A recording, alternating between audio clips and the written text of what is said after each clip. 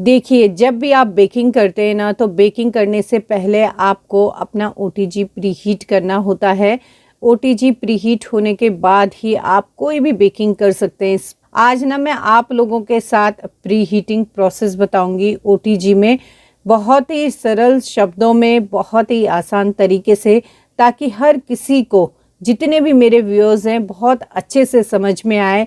तो आज की बहुत ही जानकारी वाली ये वीडियो है। अगर आपको मेरी ये इन्फॉर्मेशन वाली वीडियो अच्छी लगती है तो मेरी वीडियो को लाइक, शेयर और मेरे चैनल को सब्सक्राइब करना बिल्कुल ना भूलिएगा। देखिए, प्रीहीट करने का जो प्रोसेस है ना, वो चाहे ओटीजी हो, अवन हो या माइक्रोवेव हो, सब में सेम होता है। बस थोड़े से जो ये फीचर्स होते हैं ना, ये चेंज होते हैं। इनकी जो सेटिंग होती है वो चेंज होती है। तो आज मैं आपको ओटीजी की जानकारी दे रही हूँ, बहुत ध्यान से देखिएगा। तो देखिए, आपको अपना ओटीजी कैसे प्रीहीट करना है। सबसे पहले देखिए, ओटीजी में 4 कॉइल होती हैं, 2 ऊपर होती हैं, 2 नीचे होती है। प्रीहीटिंग प्रोसेस इन्हीं कॉइलों से होता है। जब हम ओटीजी ऑन करते हैं तो उसके बाद एक कॉइल ऑन हो जाती हैं। उसके बाद जो भी टेम्परेचर आप सेट करते हैं, उस टेम्परेचर पे हमारा ओटीजी गर्म होता है। तो प्रीहीट करने से पहले देखिए, सबसे नीचे आप प्लेट लगाएंगे, उसके बाद आप इस तरीके का रैक लगाएंगे। अभी आगे ना मैं पूरी जानकारी दूंगी आपको इस प्लेट और रैक के बारे में। तो यहाँ पर देखिए, मैंने रैक लगा लिया, प्लेट मैंने लगा रखी थी नीचे से। आप देखिए, सबसे पहला प्रोसेस तो आपका यही रहेगा। उसके बाद आपको अपना ओटीजी बंद करना है। तो यहाँ पर देखिए, मेरे ओटीजी में 3 बटन हैं। एक है टेम्परेचर का, दूसरा है कॉइल का, तीसरा है टाइमर। ठीक है, अब आप सबसे पहले ना टेम्परेचर सेट करेंगे कि कौन से टेम्परेचर पे आपको अपना ओटीजी प्रीहीट करना है। और प्रीहीटिंग जो होती है ना, वो रेसिपी के अकॉर्डिंग होती है, ध्यान रखिएगा। जैसे हम बिस्किट बना रहे हैं तो 150-160 पे प्रीहीट होता है आपका ओटीजी। और अगर हम केक या फिर पिज़्ज़ा बना रहे हैं तो 180 एकदम परफेक्ट टेम्परेचर होता है ओटीजी का, ध्यान रखिएगा। देखिए, प्रीहीट का प्रोसेस रेसिपी पे डिपेंड करता है। दोबारा रिपीट कर रही हूँ मैं, जब भी आप अपने ओटीजी को प्रीहीट करें तो रेसिपी के अकॉर्डिंग पहले आप टेम्परेचर को अच्छे से समझ लें कि कौन से टेम्परेचर पे हमको यहाँ पर अपने ओटीजी को प्रीहीट करना है। पिज़्ज़ा बनाने के लिए प्रीहीट कर रही हूँ, तो मैंने यहाँ पर 180 डिग्री टेम्परेचर सेट किया है। अब देखिए, यहाँ पर सेकंड जो ऑप्शन है वो कॉइल का है कि कौन से कॉइल को आपको ऑन करना है। अब देखिए, उस ऑप्शन को मैं यहाँ पर सेलेक्ट करूंगी जिस ऑप्शन में चारों कॉइल जो है वो ऑन होंगी, क्योंकि पिज़्ज़ा के लिए नीचे की कॉइल भी ऑन होनी चाहिए और ऊपर की भी। 2 ऊपर कॉइल होती हैं, 2 नीचे होती हैं। पिज़्ज़ा या केक बनाने के लिए जब आप अपने ओटीजी को प्रीहीट करें तो आपको चारों कॉइल यहाँ पर ऑन करनी है। तो आप देख सकते हैं, ये जो सिंबल जहाँ पर मैंने सेट किया है कॉइल का ऑप्शन, उस ऑप्शन को आपको सिलेक्ट करना है। तो आई होप आपको यहाँ तक तो बहुत अच्छे से समझ में आ गया होगा। अब इसके बाद ना सबसे लास्ट ऑप्शन रहता है हमारे पास टाइम, यानी कितने टाइम तक आपको अपने ओटीजी को प्रीहीट करना है। तो प्रीहीटिंग का मोस्ट ऑफ टाइम पता है क्या होता है? 10 मिनट। टेम्परेचर को आप ऊपर नीचे कर सकते हैं, बढ़ा सकते हैं, घटा सकते हैं। कॉइल आप रेसिपी के अकॉर्डिंग सेट कर सकते हैं। लेकिन यहाँ पर जो आप प्रीहीट करेंगे ना ओटीजी को, 10 मिनट के लिए करेंगे। 10 मिनट से न ज़्यादा होना चाहिए न कम होना चाहिए। तो 10 मिनट का आप टाइम सेट करेंगे। जैसे आप टाइम सेट करेंगे तो पावर का जो ऑप्शन है वो भी ऑन हो जाएगा। और देखिए, जैसे ही पावर का ऑप्शन ऑन होगा तो समझ लीजिए कि अब हमारा जो ये प्रीहीट प्रोसेस है वो स्टार्ट हो चुका है। प्रीहीट लगाने के बाद ओटीजी के जो रॉड्स है ना, वो ऑन हो जाते हैं, गर्म होने शुरू हो जाते हैं। ठीक है, तो इस तरीके से आप अपने ओटीजी को प्रीहीट करें। तो आई होप आपको ये जो प्रीहीटिंग प्रोसेस है ये समझ आ गया होगा और आपको बहुत ज़्यादा हेल्प मिलेगी, क्योंकि सबसे ज़्यादा प्रॉब्लम हर किसी को प्रीहीटिंग में ही आती है। बेकिंग आसान होता है, लेकिन अगर आपको प्रीहीट का प्रोसेस एकदम क्लियर नहीं है तो बहुत सारी प्रॉब्लम आती हैं।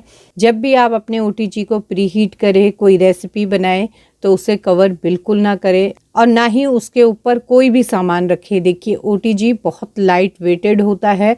ओटीजी जब प्रीहीट होता है ना, तो पूरी बॉडी साइड से, अपर से, सामने जो डोर ग्लास लगा होता है, पूरा जो है ओटीजी बाहर से गर्म हो जाता है, बहुत ज़्यादा गर्म। ठीक है, तो इसलिए आपको कवर करके तो बिल्कुल नहीं रखना है ओटीजी को। तो देखिए, वार्निंग भी दी रहती है कि आप कभी भी ओटीजी के सरफेस को जो है वो कवर ना करें। तो मुझे उम्मीद है कि आप लोगों को अच्छे से समझ में आ चुका होगा। तो बस ये देखिए, रॉड हमारी ऑन हो चुकी है। आप देखिए ओटीजी जो है ना वो हीट को अपने आप मेंटेन करता है। जैसे ही हीट अप होती है वैसे ही ऑटो कट हो जाता है, तो हीट डाउन हो जाती है, और जैसे ही हीट डाउन होने लग जाती है तो ऑटो कट ऑफ हो जाता है और वापस फिर टेम्परेचर बढ़ने लग जाता है। तो कहने का मतलब ये है कि टेम्परेचर को अपने आप जो है ओटीजी मेंटेन करता है, क्योंकि ऑटो कट प्रोसेस होता है ओटीजी में। आपको टेंशन लेने की ज़रूरत नहीं है। 180 डिग्री पे जितना हमें रेसिपी के लिए टेम्परेचर चाहिए पूरा का पूरा टेम्परेचर ओटीजी अपने आप देगा। बस आपको टेम्परेचर, कॉइल और टाइम सेट करना है। आई होप आपको अच्छे से समझ में आ गया होगा। और मैं अब आपको ना बहुत शॉर्ट में बताने जा रही हूँ कि पिज़्ज़ा कैसे बेक किया जाता है ओटीजी में। तो पिज़्ज़ा की तैयारी ना आपको इन्हीं 10 मिनट के अंदर में करनी है। अब आप फटाफट से पिज़्ज़ा प्लेट को ना रैक में रखेंगे प्री हीटेड ओटीजी के अंदर, और बस यहाँ पर अब आपको बिल्कुल देर नहीं करनी है, डोर बंद करना है। और आप देखिए यहाँ पर टेम्परेचर भी सेट है, कॉइल भी हमारी सेट है, और आपको केवल यहाँ पर टाइम लगाना है। तो मैंने 20 मिनट का टाइम लगाया। 20 मिनट में जो है पिज़्ज़ा बहुत अच्छे से बेक हो जाता है ऊपर और नीचे से। पिज़्ज़ा बनाने के लिए दोनों कॉइल जैसे कि मैंने कहा ऑन होती है, क्योंकि ऊपर से चीज़ मेल्ट होती है और नीचे से जो है पिज़्ज़ा का बेस बेक होता है। तो हमें इसमें चारों कॉइल ऑन रखनी होती है। तो बस ये देखिए फटाफट से शॉर्ट में मैंने आपको बता दिया, इस तरीके से पिज़्ज़ा बेक होता है। इस रेसिपी की फुल वीडियो आप लोगों के साथ बहुत जल्दी शेयर करने वाली हूँ मैं। तो इस तरीके से होता है प्री हीटिंग प्लस बेकिंग का प्रोसेस। अब यूटेंसिल्स की बात करें तो पूरे यूटेंसिल्स जो यूज़ होते हैं वो एल्यूमिनियम मेटल के होते हैं। सबसे नीचे है इस तरीके की प्लेट। जो भी आप बेकिंग करते हैं रैक के ऊपर रखकर उसका जो डस्ट होता है वो इसी प्लेट में गिरता है। इससे क्या होता है ना कि आपका जो ओटीजी है वो गंदा नहीं होता है, तो ये बहुत ज़रूरी है। उसके बाद देखिए कॉइल के ऊपर आपको रैक सेट करना होता है, जैसे कि मैंने सेट किया था प्री हीट करने से पहले रैक को। उसके बाद रैक के ऊपर आप बेकिंग यूटेंसिल्स रख के और बेकिंग कर सकते हैं बहुत आसानी से। ओटीजी को ऑपरेट करना ना बहुत आसान है। जिनके पास माइक्रोवेव या अवन नहीं है वो ओटीजी का यूज़ करते हैं, और मोस्ट ऑफ कमेंट्स मेरे पास यही आते हैं कि मैम ओटीजी के बारे में भी आप बताइए, हमारे पास तो ओटीजी है। अभी ना मैंने आप लोगों के साथ एक वीडियो शेयर की ओटीजी से रिलेटेड, जिसमें मैंने डिटेल में बताया हुआ है कि ओटीजी को किस तरीके से ऑपरेट किया जाता है। तो आप ज़रूर वो वीडियो देखिएगा।